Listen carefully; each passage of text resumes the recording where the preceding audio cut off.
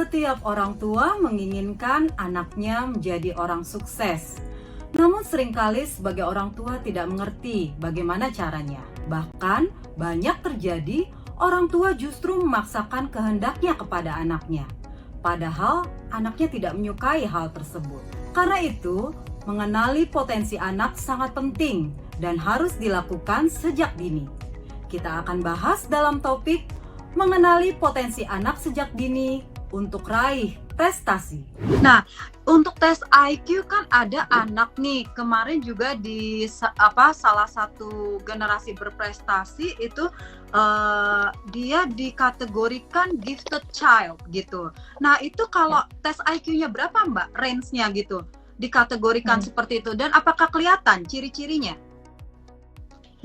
Iya, anak-anak yang gifted itu ada beberapa ciri-ciri gitu. Yang pertama adalah tentu IQ-nya tinggi. Kalau di tes itu biasanya di atas range-nya di atas 130 gitu. Nah, berikutnya jadi nggak cuma IQ-nya aja ya, bisa jadi dia secara kognitif sangat baik tapi belum tentu gifted gitu. Karena kalau anak gifted itu udah IQ-nya tadi tinggi, terus dia bisa memahami lebih banyak itu hal-hal yang lebih sulit dibandingkan anak seusianya. Contoh, ada salah satu klien saya gifted, anak usia 7 tahun, tapi dia sudah bisa untuk belajar matematika level SMA. Dia sudah mulai belajar sin cos tan itu ya, sin cos tangen itu gitu. Dia tertarik sekali gitu ya dengan matematika. Terus anak-anak gifted itu punya keistimewaan bakat pada bidang tertentu gitu. Kayak klien saya tadi, dia senang sekali dengan sains dan matematika gitu. Di bidang lain juga dia punya kemampuan yang sangat baik, tapi dia kalau di bidang matematika itu luar biasa gitu ya. Terus daya juangnya juga tinggi gitu, semangat banget gitu. Terus dia juga, anak-anak gifted ini kreatif untuk mencari solusi dari sebuah permasalahan, dan itu kadang-kadang out of the box gitu. Kadang yang tidak terpikirkan oleh kita orang dewasa itu bisa terpikirkan oleh mereka. Jadi rasa penasaran mereka juga sangat tinggi. Terus mereka juga rata-rata itu memiliki kemampuan penyesuaian diri di lingkungan sosial itu lebih diantar dari teman-teman seusianya. Jadi memang anak gifted itu punya beberapa kriteria gitu, tidak hanya cerdas saja, tidak hanya sangat pintar gitu. Nah, sekarang nih untuk les-les nih Mbak, kursus-kursus itu kira-kira di usia berapa sih tepatnya? Sekarang kita makin sering melihat anak-anak kecil 3 tahun udah jago banget main musik, ya kan, main piano, 4 tahun main drum gitu. Nah, itu idealnya Mbak secara ilmu psikologi gitu, usia berapa nih mulai bisa diikutkan les keterampilan? Sebenarnya keterampilan itu bisa dipelajari sesuai dengan tahap perkembangan anak. Gitu, kayak tadi misalnya contohnya belajar musik gitu. Anak umur 3 tahun itu sudah mulai bisa belajar musik. Tentu dengan sebatas kemampuan di usianya dia. Jadi nggak ada salahnya kalau misalkan kita sebagai orang tua pengen memberikan anak kita berbagai aktivitas gitu ya, ngasih berbagai les, tapi jangan lupa tujuan utamanya tidak selalu pada mengasah bakat gitu, tapi kita memberikan stimulasi buat anak gitu. Kita berikan stimulasi sebanyak-banyaknya yang kita bisa sebagai orang tua gitu. Terus kalau misalkan kita udah ngikutin anak kita les, jangan lupa ditanya anaknya, kamu seneng nggak? Enjoy nggak? Gitu. Kalau memang anaknya merasa nggak nyaman atau nggak enjoy, ya jangan dipaksa gitu. Kadang orang tua kan pengen anaknya bisa piano, dilesin piano, anaknya 3 bulan ternyata nggak suka, terus sudah minta berhenti, orang tuanya marah. Kamu nih udah dilesin piano mahal-mahal, susah-susah, malah berhenti cuma 3 bulan lah. Padahal kan anaknya juga namanya baru explore ya gitu. Makanya itu tadi kenapa minat dan bakat itu tidak di usia dini gitu, tidak di usia pra-remaja, karena di usia tersebut mereka masih explore gitu, belum spesifik. Mereka pengen tahu semuanya, ditawarin mau belajar piano nggak? Mau. Belajar gitar mau nggak? Mau. main sepak bola mau nggak? Mau, semuanya mau gitu karena mereka lagi explore. Jadi fokusnya adalah kita memberikan eksplorasi buat anak. Oke. Gitu. Jadi kalau anak mudah bosan dengan berbagai les-les yang dicoba itu jangan dimarahin ya, karena usianya Iya, masih tanya gitu. enggak. Misalkan ditanya, aku bosen apa les renang. Oh iya, apa yang bikin kamu bosen? Gitu. Apakah bisa jadi dia sebenarnya suka renang, punya minat di renang, tapi tidak suka dengan suasana di kolam renangnya. Berarti kan bisa pindah kolam misalnya gitu. Atau misalkan memang dia sekedar pengen, aku cuma pengen bisa berenang aja, tapi aku nggak mau jadi atlet. Gitu. Jadi kita tanya dulu ke anaknya, kenapa dia. Itu namanya interaksi orang tua sama anak tuh penting banget karena kita perlu tahu apa yang disampaikan sama anak itu reasonnya apa gitu, kenapa. Gitu. Itu hanya bisa didapatkan kalau misalkan orang tuanya punya kedekatan emosional yang baik sama anaknya. Berarti penting juga komunikasi ya, komunikasi yang lancar tuh penting banget. Anaknya harus ditanyakan, jangan sekedar udah masukin les ini, les itu, pokoknya menuntut anaknya tuh bisa dan sukses di bidang itu belum tentu ya. Iya, belum tentu, betul sekali Mbak Erni. Iya. Oke Mbak, sekarang kalau misalnya nih orang tua itu kan seringkali overprotective. Nah, kalau misalnya nih orang tuanya lagi di dapur misalnya, terus anak ikut-ikut misalnya, tapi tepungnya dimain-mainin gitu, berantakan, bikin ngacak-ngacak, bukannya ngebantu tapi berantakan. Bikin emosi ibunya akhirnya ya. Atau misalnya takut ya, overprotective karena pisau misalnya, takut gitu. Nah, jadi hal-hal apa nih yang perlu dihindari oleh orang tua? Padahal kan tadi kata Mbak kan harus dirangsang, distimulasi gitu. Jadi kalau overprotective gimana anaknya mau mengeksplor gitu Mbak? Jadi orang tua harus gimana betul. Mbak? Iya, memang kalau kita terlalu banyak melarang anak itu resikonya banyak juga gitu ya. Yang pertama anak jadi tidak mengenal banyak bidang, tidak mengenal banyak kegiatan karena temennya main bola, aku pengen main bola, aduh jangan deh main bola, nanti kamu kalau kesepak kamu jatuh, kaki kamu patah, ntar gimana gitu. Aku itu pengen belajar gitar kayak si Linda gitu misalnya, aduh nggak usah deh main gitar-gitar gitu, nanti kalau ini gimana segala macam. Nah, kalau misalkan anak banyak dilarang sebelum dia tahu gitu ya, dia mencoba, itu anak jadi nggak tahu gitu ya sebenarnya gimana sih rasanya main bola, gimana sih rasanya main gitar gitu. Terus juga anak jadi selain terbatas, dia juga jadi serba takut untuk bertindak nanti di masa yang akan datang. Jadi kalau misalkan di masa dewasa anaknya tidak mandiri, jangan selalu salahin anaknya, bisa jadi karena orang tuanya kebanyakan ngelarang.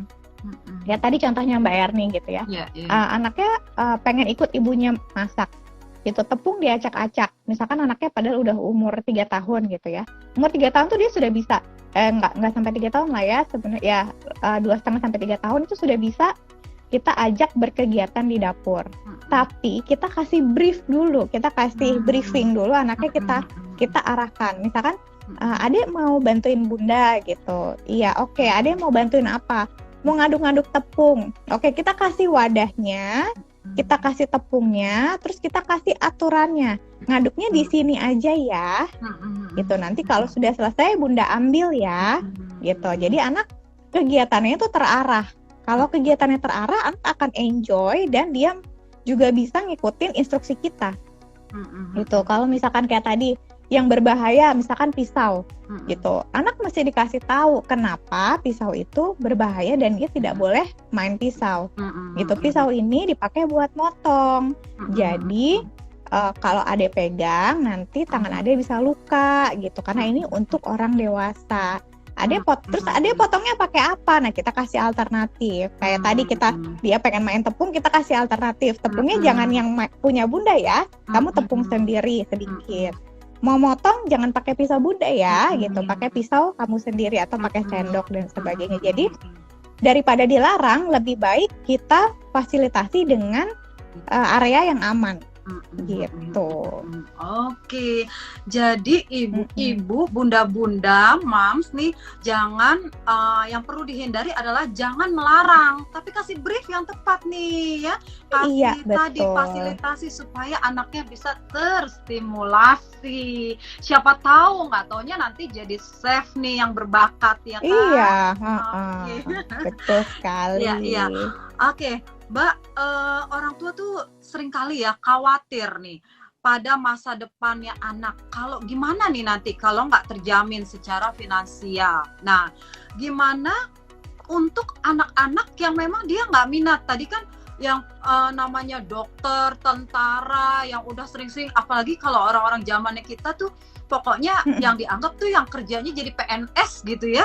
Kalau bukan PNS kayaknya calon mantu itu dianggap sebelah mata kalau bukan PNS ya kan? Kayak kita ini ya gitu ya, bukan PNS ya, bukan mantu idaman berarti ya. Iya, bukan mantu idaman. Nah, sebenarnya orang tua itu kan berarti yang dia tahu PNS itu terjamin, ada pensiun gitu ya. Jadi artinya masa depan terjamin. Nah, gimana untuk anak-anak yang punya minat, bahkan sebenarnya punya bakat nih di bidang-bidang yang nggak populer sebenarnya, atau dipandang orang tuh di situ sulit cari uang. Nah, gimana tuh Mbak? Ya, yang pertama kita sebagai orang tua harus update dulu nih dengan tren zaman sekarang tuh seperti apa. Karena zamannya anak kita gitu ya, dengan zaman kita dulu itu totally berbeda. Gitu ya, trennya berbeda, tuntutannya berbeda gitu. Terus kayak misalkan zaman kayak tadi Mbak Erni bilang, zaman dulu yang udah pasti terjamin itu adalah PNS karena ada uang pensiun segala macam bla bla bla. Tapi ternyata zaman sekarang banyak loh bidang lain non PNS yang gajinya lebih besar daripada PNS dan mereka bisa nabung terus diinvestasikan sehingga dia punya dana pensiun yang lebih besar daripada PNS gitu kan. Nah, itu kita sebagai orang tua perlu update juga nih dengan zaman now ini seperti apa sih trennya. Gitu, trennya zaman kita beda sama trennya anak kita nanti. Nah, kalau misalkan bicara soal tadi ya, wajar kalau orang tua tuh khawatir gitu, anaknya nanti jadi tidak settle secara finansial. Kalau misalkan minat dan bakatnya dia ternyata tidak di bidang-bidang yang populer kayak tadi Mbak Erni bilang. Kita komunikasikan dulu sama anak gitu. Kita ajak anak diskusi. Siapa tahu mereka punya perspektif yang berbeda dari kita. Gitu. Yang kita anggap ini tidak menjanjikan ya, Kak, gitu. Nanti kamu mau dapat uang dari mana kalau seperti ini bla bla bla bla. Padahal siapa tahu anak punya perspektif lain yang ternyata sesuai dengan tuntutan zaman. Itu yang pertama. Yang kedua, anak itu bisa kita ajak diskusi dan kita kasih pengertian bahwa minat dan bakatnya dia itu tidak harus jadi profesi. Gitu. Jadi kayak tadi ya, minat, bakat dan potensi itu tidak harus semuanya jadi satu. Gitu, dan tidak harus cuma satu biji gitu. Bisa jadi dia memang punya minat dan bakat di bidang musik gitu, tapi ternyata dia punya potensi sebagai akuntan. Gitu, punya potensi sebagai akuntan. Ya udah, kamu kerja jadi akuntan gitu ya. Jadi karena dia punya potensi yang baik, kerja jadi akuntan yang baik, punya finansial yang settle, yang terjamin, dan kamu tetap bisa melakukan kegiatan dunia musik itu sebagai hobi. Nggak harus jadi profesi. Gitu. Kan yang penting tetap bisa main musik kan gitu, tapi tetap juga punya kemampuan finansial yang memadai. Jadi jangan kita sampaikan ke anak bahwa minat dan bakat kamu itu nggak ada nilainya, itu nggak ada duitnya, itu tuh nggak bisa ngasih makan kamu, jangan gitu, karena itu akan mematahkan mematahkan satu semangatnya anak. Yang kedua, anak akan merasa bahwa orang tuanya nggak mengerti dia, kekecewaannya akan sangat besar. Gitu, bisa jadi dia malah memberontak dan akhirnya malah hubungannya jadi nggak baik. Lebih baik ya diajak diskusi gitu, kita validasi emosinya anak bahwa ya itu kayak kamu kecewa bahwa kamu tidak bisa jadi pemusik profesional, tapi kan kamu tetap bisa jadi pemusik gitu, tapi juga sebagai akuntan misalnya. Jadi jangan mengecilkan bahwa minat, bakat dan potensi itu harus hanya satu bidang. Gitu, bisa jadi ada beberapa bidang sekaligus. Oke, Mbak, kita lanjut untuk orang-orang tua yang memiliki anak yang istimewa atau anak spesial nih. Nah, gimana tipsnya nih Mbak untuk orang tua yang dikaruniai anak spesial atau berkebutuhan khusus? Tentunya kan beda penanganannya gitu ya. Ini kan anak yang sangat spesial. Nah, gimana orang tua bisa dibantu untuk menggali potensi anak ini? Iya, yang pertama kita sebagai orang tua tidak boleh denial gitu ya. Jadi kita berusaha dulu untuk menerima kondisi anak kita. Itu karena itu landasan paling dasar untuk kita bisa membantu anak-anak kita yang punya kebutuhan khusus ini. Jadi setelah kita bisa menerima kondisi mereka, kita bisa menerima situasinya, kita jadi bisa berfokus pada sebenarnya anak saya ini punya potensi apa sih? Terus minatnya tuh di bidang apa sih? Kita jadi bisa memberikan itu tadi sama sebenarnya seperti anak-anak yang reguler gitu. Mereka juga butuh eksplorasi, butuh stimulasi. Jadi kita berikan mereka juga ruang gitu. Kita berikan fasilitasnya bukan harus fasilitas fisik seperti les dan sebagainya, tapi kita berikan mereka paparan gitu ya, stimulasi terkait dengan berbagai kegiatan, berbagai bidang. Nanti kita tanyakan lagi balik ke anak gitu, dia nyaman berkegiatan di mana, suka di mana gitu. Bisa jadi kayak kita sering lihat ya, anak-anak misalnya yang dia punya keterbatasan, lengannya tidak ada gitu, tangannya tidak ada, tapi dia punya minat di bidang lukis gitu, seni lukis, atau dia dan ternyata bakatnya juga ada. Jadi kalau kita berfokus pada, anak saya kan nggak punya tangan, gimana dia mau ngelukis? Gitu, itu kan jadi mematahkan gitu ya. Kita menutup pintu untuk anak bisa berkarya gitu, karena ternyata melukis tidak harus dengan tangan seperti itu kurang lebih. Iya. Jadi memang untuk orang tua yang dikaruniai anak-anak spesial atau berkebutuhan khusus, yang pertama tadi jangan denial dan harus acceptance. Berarti menerima dulu nih, betul. Anaknya spesial dan pasti punya sesuatu yang istimewa ya Mbak ya. Jadi jangan patah semangat juga nih untuk para orang tua yang memiliki anak-anak yang istimewa. Oke, kita lanjut lagi Mbak. Ini juga udah sering kali terjadi untuk orang tua yang udah terlanjur memaksakan kehendak kepada anaknya. Nah, anak udah salah jurusan nih. Apa tuh yang bisa diperbaiki Mbak? Oke, tentu sebagai orang tua kalau kita melakukan sebuah kesalahan kepada anak, yang pertama dan terutama adalah minta maaf. Itu dulu yang pertama gitu. Kita sadari dulu gitu ya kesalahan kita apa, kemudian kita minta maaf kepada anak kita, tapi minta maafnya spesifik gitu. Yang kita rasa bersalah tuh di mana gitu. Jadi anak tahu bahwa ternyata orang tua saya memang merasa bersalah karena sudah menyakiti saya, membuat saya tidak nyaman, dan memang orang tua saya benar-benar tulus gitu ya. Jadi kalau kita minta maaf tuh mesti spesifik. Terus kita berikan anak itu ruang. Terus adek sekarang pengennya apa? Pengen belajar apa? Pengen nyoba apa gitu. Tapi jangan lupa kita sebagai orang tua juga kan punya keterbatasan. Gitu, anak pengen banyak hal, tapi kita orang tua kan punya waktu, tenaga dan biaya yang mungkin tidak bisa memenuhi semuanya. Gitu, kita sampaikan keterbatasan kita kepada anak. Misalnya, adek kamu, mama ngerti, kamu pengen banget ya belajar main bola, pengen belajar main gitar, dan juga pengen belajar renang gitu. Nah, tapi sekarang gimana kalau adek pilih dulu salah satu gitu. Kalau berenangnya tidak harus les gimana? Adek main-main aja di kolam renang. Jadi uangnya bisa dipakai untuk masuk sekolah bola misalnya seperti itu. Jadi nggak apa-apa kita sampaikan kepada anak bahwa memang nggak semua hal yang diinginkan sama anak itu bisa terwujud. Itu adalah realita. Itu bukan mematahkan semangat anak, asal kita menyampaikan dengan cara yang tepat. Bukan dengan, aduh kamu minta-minta terus, nggak tahu apa duit mama nggak ada segala macam. Bukan gitu caranya gitu ya. Tapi kita jelaskan dan kita ajak anak untuk mengambil keputusan gitu. Jadi biar mereka yang memilih.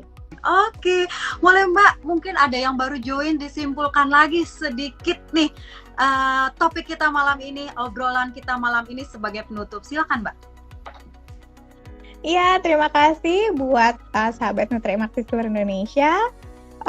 Potensi, minat dan bakat anak itu memang sesuatu yang bisa kita stimulasi sejak dini. Gitu. Jadi kita sebagai orang tua, mari kita berfokus pada apa yang bisa kita berikan kepada anak untuk membantu mereka mengenal berbagai bidang, mencoba berbagai bidang gitu ya, dan melihat apakah mereka suka, apakah mereka mampu bertahan di mempelajari bidang tersebut dalam waktu panjang, dan kita tidak perlu buru-buru menentukan anak kita ini minat dan bakatnya di bidang apa sebelum mereka di usia-usia remaja gitu. Oke, jadi nggak usah buru-buru, nggak usah karena ngelihat anak-anak di kompetisi-kompetisi itu kok, aduh pinter-pinter banget gitu, nggak usah. Yang penting anaknya enjoy ya, dan anaknya bisa melakukan aktivitas-aktivitas, berarti otaknya terstimulasi sehingga nanti sampai pada waktunya remaja baru nih boleh ya untuk difokuskan tes bakat dan minat. Iya, terima kasih banyak Mbak Linda, seneng banget. Jadi tercerahkan ini tentang potensi bakat dan minat, dan apalagi untuk orang-orang tua yang baru nih, anaknya masih balita ya. Ini obrolan kita nih hari ini bermanfaat banget ya, daripada kita sia-sia mikirin anaknya langsung mau jadi apa ya. Nggak usah pusing-pusing, tapi dalam keseharian ya, dalam aktivitas sehari-hari boleh diobservasi tuh anaknya tuh tertarik dalam hal apa, diberikan dukungan, diberikan apresiasi atau pujian gitu ya. Mbak Linda ya. Betul sekali Mbak Erni. Thank you juga Nutrima. Terima kasih banyak Mbak Linda.